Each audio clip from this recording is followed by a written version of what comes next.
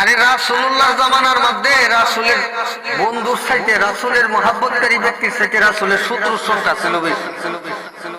রাসূলের শত্রুর সংখ্যা ছিল বেশি। তার মধ্যে রাসূলের কাছের লোক যারা ছিল, মানে রাসূলের আপন লোক যারা ছিল, তারাই শত্রুটা বেশি আছেন। যেমন নবীজির আপন চাচার নাম হচ্ছে আবু জাহেল, ও আছেন বড় শত্রু। নবীজির চাচার নাম হচ্ছে আবু জাহিল্লা, ও আবু জাহিল্লা ছিল নবীজির বড় শত্রু। আর বর্তমানে নবীজির সুন্নতদারী কিছু কিছু মোল্লা আছে, শালারা সব থেকে বড় শত্রু হয়েছে রাসূলের।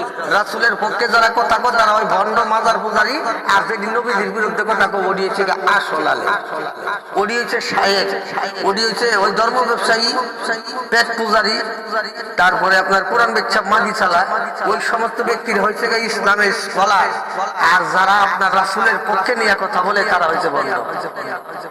বর্তমান সমাজটা হচ্ছে এরকম, নবীর দুশ্মনে দেশ ভরে গেছে গা।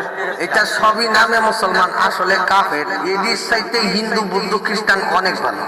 কারণ হিন্দু বৌদ্ধ খ্রিস্টান কেন ভালো বললাম, হিন্দু বৌদ্ধ খ্রিস্টানের রাসূলুল্লাহর বিরোধিতা সরাসরি করে না। আর এরা নামদারি মুসলমান হইয়া দাড়িওয়ালা, টুপিওয়ালা, জুব্বাওয়ালা শয়তান, এই শয়তান গুলা নবীজির বিরুদ্ধে সরাসরি কথা বলে।